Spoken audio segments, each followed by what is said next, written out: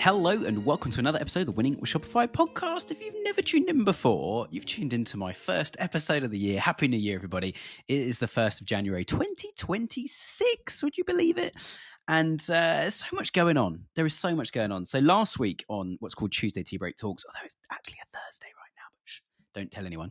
But obviously we're not working loads over Christmas and holiday season, so hence why we're doing less podcasts at the moment. But we'll be back to 2 a week as soon as we hit the ground. Probably next week, I think Tuesday, Friday next week. But yeah, there's been so much going on. I did an episode last week, I believe it was on Tuesday, about washing up 2025 and what actually happened in 2025. Some things we need to be aware of, some of the things that were quite scary, and also some of the things that were quite good.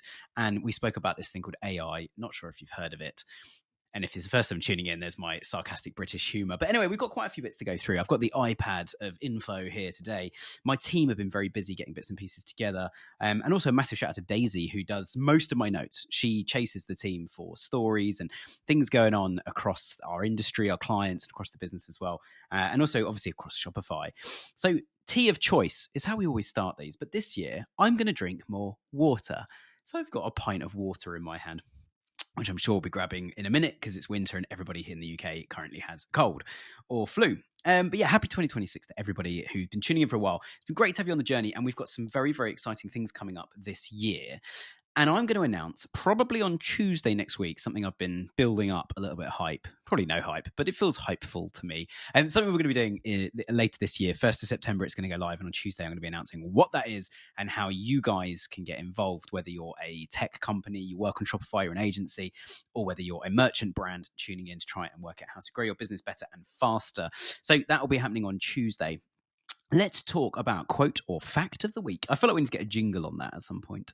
But we've got some interesting bits and pieces here that have come to light. Number one, there was a recent study done. 1 in 3 businesses don't currently have a marketing plan for 2026. And the date is the 1st of January 2026, and 1 in 3 businesses admitted on this survey. There were, I think, about 15,000 businesses surveyed on this thing. So 1 in 3 don't have a marketing plan yet. So Daisy's written in the notes, because Daisy wrote these obviously before today, because we record a few days in advance.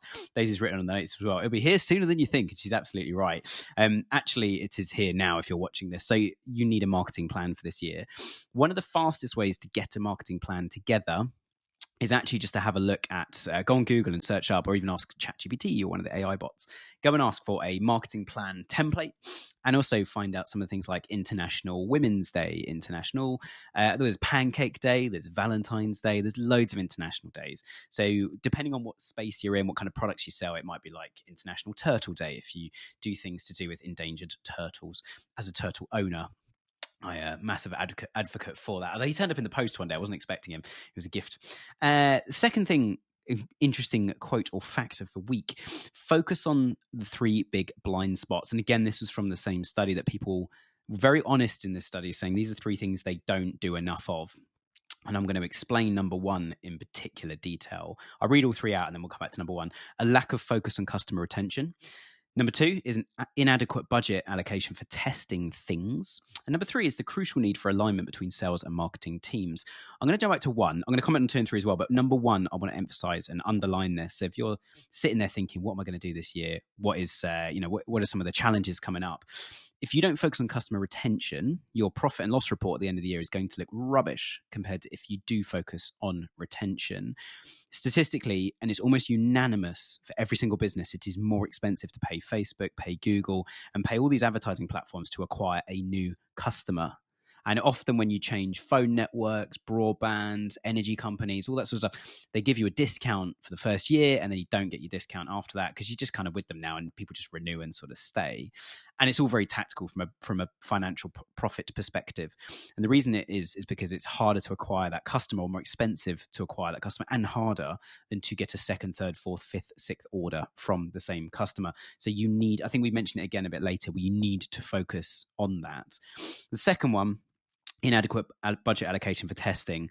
I'm a massive fan of Rory Sutherland. I don't know if you've ever come across any of his podcasts he's been on, talks he's done.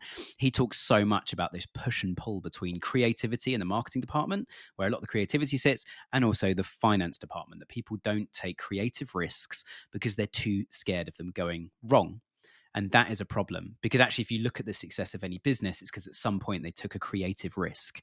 They said, do you know what? We're going to rip up the rule book and do something completely different on this campaign or with our products or with our branding. And it's a risk, but if it works, we'll be the only ones doing it. We'll be the pioneers, the founders, and we'll rake in all of the revenue as a result of doing that. So make sure you allocate enough budget for testing, because you need to test to find new things to keep up. If you don't test new stuff and you don't optimize and move forwards, your business is going to fall apart at some point. There is no such thing in business as consistency. And in some areas there are, but generally speaking, there is no space for consistency in a business. You need to be redefining your sales, your marketing, who your customers are. We'll talk about customers a little bit in a second as well on our final quote and fact of the week. That I love the last one. But number 3, just on this list, the blind spots, the crucial need for alignment between sales and marketing teams. We work a lot with B2B companies. And we find the marketing team are trying to get leads in. And once a lead has come in, somebody's filled out a form on a website and gone, hey, I'm interested in this B2B service or this HR support, whatever it might be. Once someone's filled out that form, marketing will wash their hands of it. And the sales team are like, oh my gosh, getting all these leads. We actually focus as an agency on targeting the sales teams. Where this makes a bit more sense, I think, for you guys as e-commerce brands, actually is thinking about when you do marketing, you're bringing people to the site, but the sales engine is the actual merchandising and positioning of products, the USPs of the product, and actually trying to understand what the customers really want. And sometimes it's not what they want or need. It's actually just giving them something they didn't know they wanted or needed, but resonates with them and causes them to want to purchase. And that's really, really important. We've got endless case studies where we've done, again, going back to the testing thing, some radical tests on sites, and actually made the offering for things sometimes even seem a bit odd. I mean, actually, customers end up paying a bit more, but they feel like they're getting better value, for example, because that's the thing they wanted, is they wanted to feel valued. It's not so much about the price they actually pay. So many brands think everything is just price driven, and it is not. That is not how consumers operate, and I can prove that with data. So the final quote or fact of the week is looking at reevaluating this target customer, as I just mentioned. In 2025, I would be surprised if your target customer didn't change. And this is in 2 ways. One is that customers have changed. So they could be the same actual group of people you're trying to target. So you might be targeting 40 to 50-year-old men with particular style of clothing, for example. Their buying habits will have changed over that year. So if you're going into 2026 going, well, that was a good year, everybody. We had a 5% growth, bit more of the same, please. Don't be shocked if you get to August, September and go, we're down 20% year on year. People are being fired. The business is in a really bad state. We're not making profit at the moment. You should be reevaluating your target customer all the time. But 2025, we saw probably more behavioral change than we saw since the internet was invented. And that is thanks to the introduction of AI and the ability to find information so quickly. And this comes on to something I'll talk about in a minute as well, some of the big changes going on this year in the next section, where we are going to talk about, so I'm just checking my notes. Which bit was it? That's it. Answer engine optimization. So not search engine optimization, but answer engine optimization, AEO, a new acronym, as if we didn't have enough already. But there's a new acronym, and we'll come on to that in a minute. So that target customer, it might have be that your existing customers are still the same people and still the same group, but they've changed, and they've changed the way they shop, the way they behave. But it also might be that actually your target customer demographic needs to change. Lots of more established businesses that have been running for decades, they'll reach a problem at one point where they've kind of grown up with their customer base, and now their customer base, to be blunt and frank, they're starting to die. They're getting old, and actually that brand now needs to redevelop itself. I've been involved in quite a few of those transformation projects over the years, and we've worked with quite a few brands doing that. It's painful, it's really difficult, and trying to convince someone young that actually your brand is still cool and funky and can be good for a younger demographic, it's a real challenge. So again, re-identifying who your target customer is, what they're doing, and actually, should we widen that? Should we change it? Should we realign it slightly? It becomes a bit of a North Star, which means all the decisions you make about all the things that you do can start to realign around that. All right, so 2026. Let's talk about some of the big topics then coming up in 2026. And then in the next bit after that, I'm going to give some of my predictions. And you might have seen in the notes or title, depending on where Byron's put it this week, but I'm grumpy but optimistic. And we'll talk about that in a minute. It's not because I'm a parent of a young child and lack of sleep. I got 4.5 hours last night. So my wife let me have a lovely nap this morning. But I'm grumpy. I'm grumpy about things going on in the industry, and we'll come on to that in a second. But let's talk about some of the big topics, some of the big things going on that my team have pulled together here, and some of the things I found as well. Marketers, I love this as a quote, marketers are becoming product managers. And again, going back to where we were talking a second ago about sales and marketing not aligning as a strategy, or in some B2B or lead gen companies we work with, the actual sales team that go out and pitch things, they're not aligning with the marketing team that are generating that inquiry in the first place. The sales team now need to go and convert and kind of get that deal over the line and get that contract signed. But marketers need to become product managers now as well. The amount of information available in the world, especially online, for products, for what you might need, for you can search by your condition, you can search by your needs, you can search by a question, you can search by a problem, you can search by a color scheme, by an environment, by a technical specification, if it's a part for a car or something. There are so many ways for people to shop. So actually, if the marketing team aren't also the product managers, you see the problem. So if the marketing team don't actually know all the USPs of that product to do their job properly, which is what's the right USP for this target group, this advert, this situation, this placement of ad copy, or this whichever way people are actually acquiring their customers, the marketing team don't know enough about the product, you can just forget it. It's going to be absolutely useless because another brand will be there with that bridge in place. The second thing, I love this. SEO blogging is making a massive, massive comeback. And this is what I was talking about a second ago. AEO. I keep wanting to call it AOE, which is Age of Empires, one of my favorite games when I was growing up. But yeah, AEO. So SEO blogging is making a comeback, and it's called answer engine optimization. So the way people use ChatGPT is you don't go into ChatGPT and say men's trousers blue 34 waist, which is a small insight to some of my search terms over the last couple of weeks after a very heavy Christmas of eating and drinking. But with the blogging, it's about conversational content, so people asking questions. The other thing that I found absolutely fascinating about the way people use AI as well is, which is different to a search engine, is on a search engine, you tend to make one search, then you might add a word or two to that search. With AI, it's not how you use it at all, is it? You use it completely differently. You ask it a question like, this celebrity, I think I mentioned Ryan Reynolds a while ago. I saw a picture of him at Wrexham Football Club. I follow football here a lot here in the UK. I'm a Chelsea fan. If that causes anyone to unsubscribe, I totally understand. We're having a terrible, terrible few years at the moment with a couple of successes. But I saw Ryan Reynolds, the actor who owns Wrexham Football Club. I saw a picture of him and thought, that's a good look. And I asked AI Ryan Reynolds' outfit. What are some of his outfits? Where does he shop? And it didn't come back and say, this is where he shops. It came back and said, are you looking for more casual, more smart? And I had quite an interactive conversation with it, drilling then down to a few products, which happened to be on 404 pages. So obviously I don't think it was OpenAI I was using at the time, obviously, because it would have known that those pages were 404 because it would go and check them for me. But it just said in my database, this is a hoodie, a t-shirt, a pair of trousers, some shoes, a hat that he's wearing. It did actually link me to Wrexham's merchandise store because he's wearing a Wrexham hat in the picture I gave it. But you see how I uploaded a picture and a conversation. So when we think about blogging, and we think about FAQs on our website, we need to do a lot of writing. We need to Shakespeare the heck out of this thing and make it way more conversational. And if you're not doing that, if you're still just writing blog posts going like the fashion trends for 2025, you need to make it more conversational. What are the top fashion trends for this year? Number one, and this is the group it's for. Number two, this is the group it's for. Number three, this is the group it's for. That's a piece of AI indexable content. And we're not doing this just for ChatGPT, Grok, Perplexity, Gemini, and all the other AI agents that people use and talk to. We're also doing this for Google. So Google's AI overview, people are asking more and more questions now. And there's a fantastic tool we use, which I think you can do 3, maybe 5 searches a day. That used to be the case. My team use it quite a lot on the paid version. It's called Answer the Public. So you put in a topic and it runs every possible matrix of question. So if you gave it a topic and said men's trousers or men's black chinos, for example, it would then run things. What are the best men's chinos? What are the trending men's chinos? What are the sizes for men's chinos? What are the different colors for black? What are the places to buy men's chinos? And then it also gives you the Google search volume as well. So it tells you which of those things people are looking for on Google on average per month in your location. So super useful tool. So a few other things going on, some of the big topics. Marketeers are becoming internal influencers as well. So actually lots of brands now have marketing people that are the face of the blog, the advice, on some of the video content. So certainly some of our clients, when we go and see them, they have a team of 2 or 3 people running around with a camera and just shooting like, hey, so we're in the t-shirt department of the warehouse today. And this is Frank. Frank puts all the t-shirts in boxes Monday to Friday. Frank, talk us through what happens when somebody actually orders a product. And Frank talks about the quality control check. That's a piece of TikTok content right there. Super easy to make, but you see how the marketeer has become the influencer. So the marketing person, he or she is actually the one presenting that goes out on TikTok video, which is quite fun.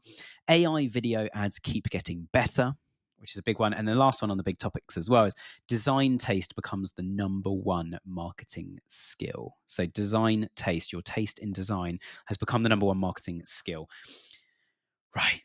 So let's get on to my thoughts for the year then. So I am grumpy but optimistic. A lot of my team are spending their time at the moment forecasting for 2026.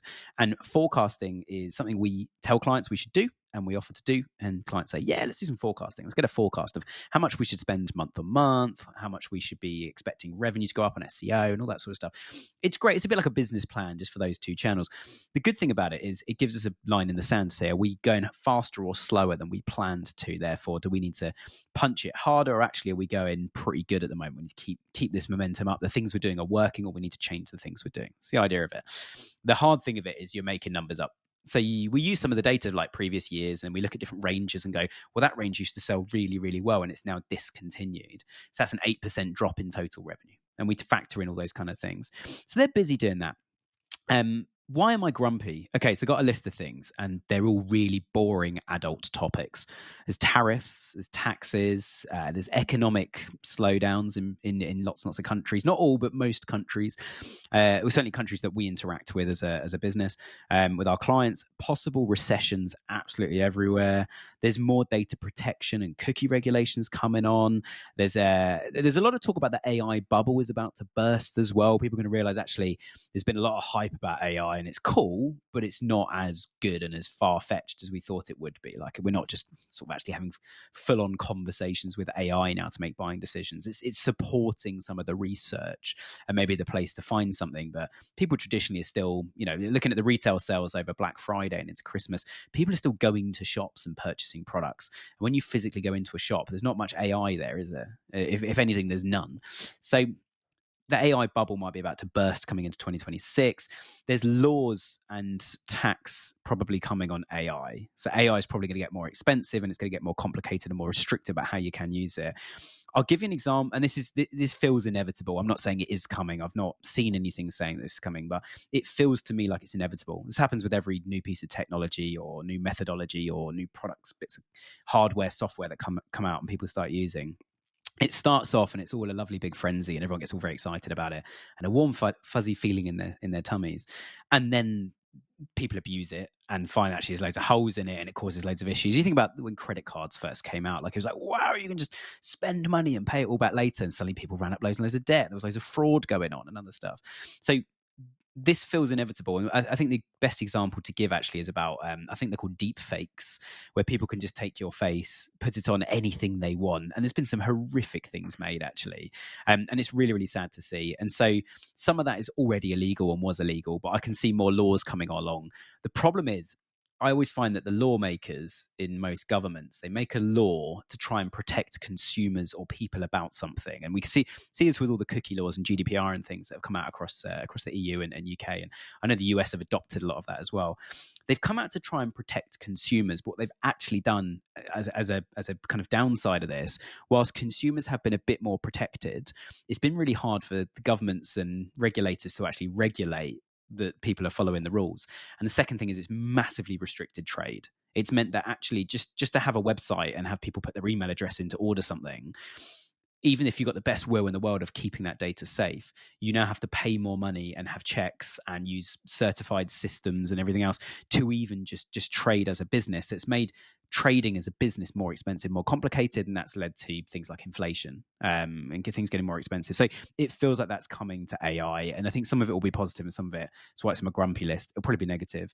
There's another one that is really interesting, and I've been keeping not a close eye, but a little bit of an eye on this. AI is blooming expensive to provide AI because it uses so much server capacity. So even when you're playing about on ChatGPT or Grok or something for free, one of the craziest things I find is actually the amount of servers that need to get used for that. And there's stories of places running out of water because they're using so much water trying to cool the servers down. there's at least one, possibly two data centers. I know of two, but I think one of them has probably opened already. There's two data centers in the UK ready to run and have servers in for AI, but the grid in the UK, the electricity grid, can't provide enough electricity to them. So there's a whole data center sitting there with all the equipment waiting to be turned on, and they actually think all the computers will be. I think one of them is run by Google. The computers will actually be old and need replacing before there's enough power for the thing to fully come online. Bits of it are online, and you're like, okay, the world actually has a resource problem to try and resource enough for AI. It's a bit like batteries for electric cars. There's only so much lithium in the world, so they're having to try and find other things to make batteries out of. Anyway, that's my grumpy list. I feel like there's a lot against us in the world at the moment, us e-commerce people and marketing people. However, I am optimistic. And the reason I'm optimistic is I started working in this industry in 2007, maybe 2008. It was a long time ago now. I'm a little bit older than I look. Although I'm looking more old now. I've got a baby because I don't sleep as much. But when we started out, it was the financial crash. And businesses were going under left, right, and center. And there's me starting out as a little PPC executive, managing PPC accounts on Google Ads long before Shopify and other things had come out. And then I went through, there was another kind of economic slowdown as well. We had a thing in the UK called austerity, which is where we basically cut public spending and increased tax a bit, and taxes have just kept increasing since. And then I also worked through, obviously, COVID, which was recently. And now we're going through this kind of economic slowdown, which for lots of reasons, I won't get into them today because I'm not an economist and I'm probably not qualified to comment on these things. But there's been a lot of those things. And actually, I'm optimistic, which might sound bizarre because I've just gone through my grumpy list. But I'm optimistic because the hard times always result in things like, and I've got a little list I've made here, innovation, efficiency, and actually businesses have to work harder to get through, which means all the bad businesses that probably were kind of, running on a bit of a whim anyway, they can't make profit anymore and they die. Those companies, they fall apart and get liquidated or go into administration and then go under. And whilst that's sad and can be really, really painful for the staff and other stuff, and we've had clients go under in the past, and it's scary. We had one go under that we pitched to. We won the contract. We're about a week away from starting, and I got a phone call saying, "Hey, I've just left. I've just been told I'm not getting paid, nor is anyone else in the business. They've got stores all up and down the UK, and we're going under. We got nothing, so we won't be doing this contract. Thank you very much." And it was really sad. And all those people suddenly are unemployed. Whilst that's sad, the ones that prevail become stronger because they've had to weather themselves through the storm. They've had to become more efficient. They've had to cut where they're wasting money. They've had to tell their staff, right, we need to be X% more efficient, more profitable this year, and we're gonna grow through this thing. And actually, the more competitors go under, and I've been watching how many other SEO PPC agencies, my competitors, go under. Whenever one goes under, I start phoning up all the clients and saying, "Hey, you've probably seen the news, your agency's just gone under. Do you fancy a chat?" And it actually leads to more work for us. And we're a small team of nearly 20 people. And we got one of the biggest podcasts about e-commerce in the world, which is incredible. And we work with some amazing brands. And actually, some big brands have been downsizing to save agency fees, but we're more than competent to take on a big global brand. It's a bigger risk for them working with a small agency than it is with a big one. But it also, with a bigger risk comes a lower fee working with us. So there will be opportunities in this. Then this also, when we look at AI and productivity as an economic and physical term about how productive businesses are and teams are, when you look at this kind of what I call labor versus technology arm wrestle, this isn't the first one, is it? Like, we shut all our coal mines in the UK in the 70s, and it caused, I wouldn't live them, but I've read about it and watched many, many documentaries about it because I find it fascinating. And my parents have told me lots about it, and so have other people that lived through it or worked through it. We shut all our coal mines, our steel mills, and stuff. So everyone's like, it's cheaper to import stuff now, and technology's replacing our jobs. Where I used to stand there throwing a pickaxe at a coal face, they've now got a machine somewhere else in the world, and then it brings all the coal here on a ship. And that's cheaper for the UK to get its coal than it is for us to mine it ourselves. The reality is, we've never had, I mean, it's slightly different in the last 12 months, all political reasons. I won't get into it today, but generally speaking, the more technology's advanced, the more people we've needed because things have been moving faster, which creates innovation and technology growth, which creates more profit in those more profitable businesses to then hire more people and grow faster. So actually, this Labour technology arm wrestle, when people say, oh, we're all going to lose our jobs, it's awful.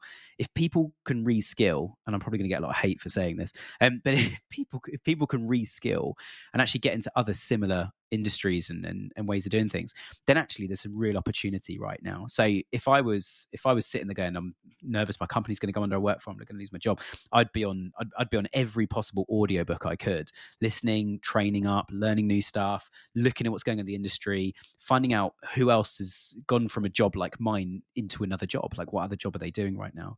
There are some things as well to be excited about this year. And then we're going to close with Quivia, which is a question about trivia, which, yeah, I made up that word. I'm very, very excited. It's one of my highlights 2025 coming up with that. Because I'm not a very creative person. I'm much more show me the data, I'll show you where it's wrong and show you what we need to do. Creative banners are changing. Sorry, not creative. Cookie banners. Cookie banners are changing in the UK, and the US is probably going to follow suit.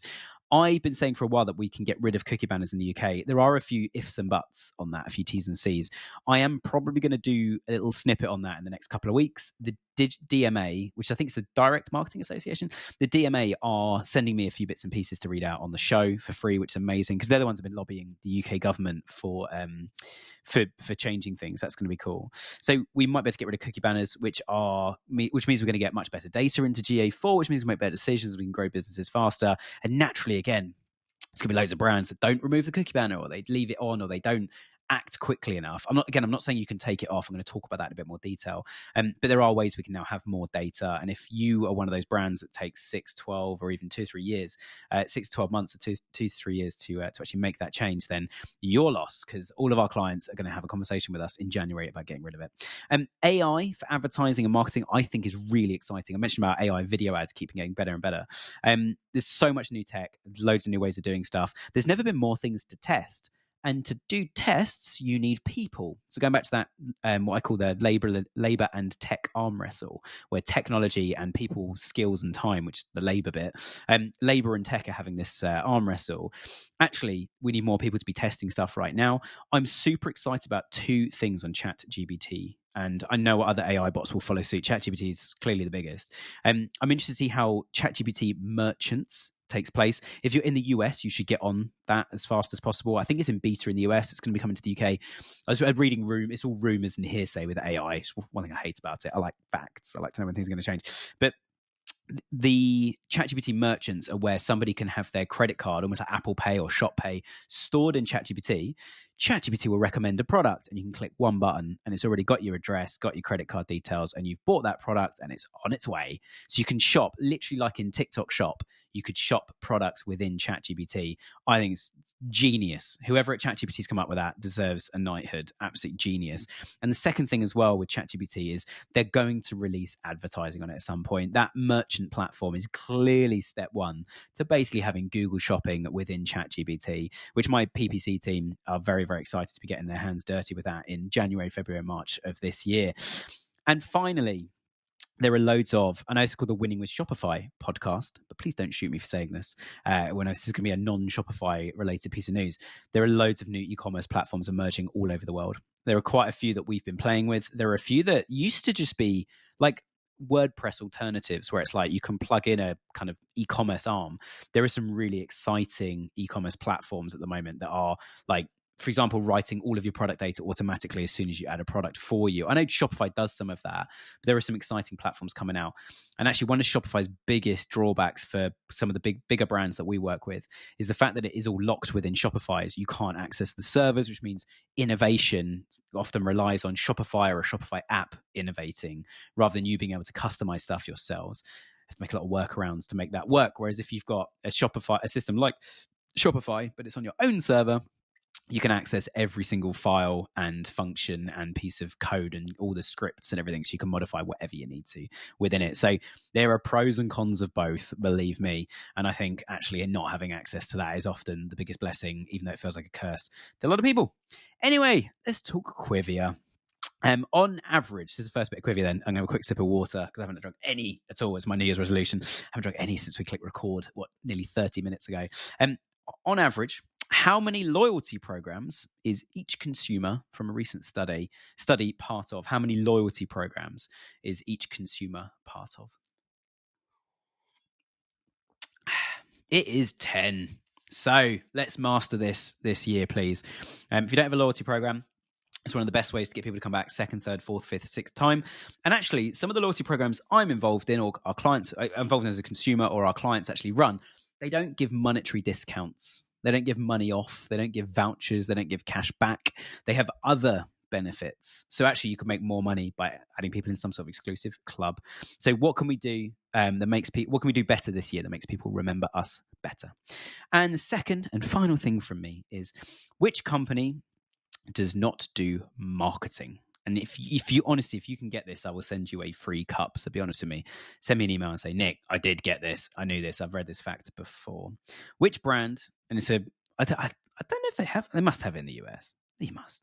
Anyway, I've got cupboards full of the stuff here in the UK. The company which does not do any marketing and grows every year and was launched in the early days of even in its early days in the 1950s when it first launched. The company is Tupperware. So if you don't have Tupperware in your country, Tupperware, they're absolutely brilliant. They're basically plastic boxes, and they have different sizes, matching lid, and you basically just store stuff, often food items, but you can store pretty much anything in a Tupperware box. But they launched in the 1950s. They've achieved great success when virtually no traditional marketing strategy whatsoever. It has its own website and social media profiles, but it never relied on traditional marketing, even when it first got going in the 1950s. They just made some good products, and the people that bought them said, these are fantastic products, I'm going to tell everyone and let everyone buy them. That has been, I think, the longest Tuesday Tea Break Talks on a Thursday that we've ever done. Thank you so much for last year, everybody. I'm so excited about this year. On Tuesday, we're going to be making a very, very big announcement. And once we've announced it, we have to do it. So we're going to announce it on Tuesday, and then I've got a lot of work to do and possibly one or two people to hire as well to make it happen. So super exciting. Hope you guys have the most incredible new year. I hope you've had an amazing Christmas, or whatever faith religion you are a part of. If you've just had a break or you've been working, I hope everyone's had an amazing time and found some time to just take some time out and to chill out. We'll be back again next week, and our Friday episodes will restart next week as well, I believe. I haven't checked the diary because I'm currently off work. I'm just doing this quickly while the baby's asleep. Hence why I'm talking quietly. So have an amazing year if I don't hear from you. If you've got any questions, we might actually share a couple of those marketing plans or even just a template or framework. So if you want a copy of that, just send us a quick email, hello@winningwithshopify.com. We'll try and get back to you, or send it to me, Nick, Nick, @winningwithshopify.com. I really regretted last time I let my email out on the show because I got over 20 emails and I had to reply to all of them because that's my policy. And I get OCD when I got unread emails. Have an amazing day, and we hope you can join us and hit the subscribe button if you haven't already. Thanks so much for tuning in.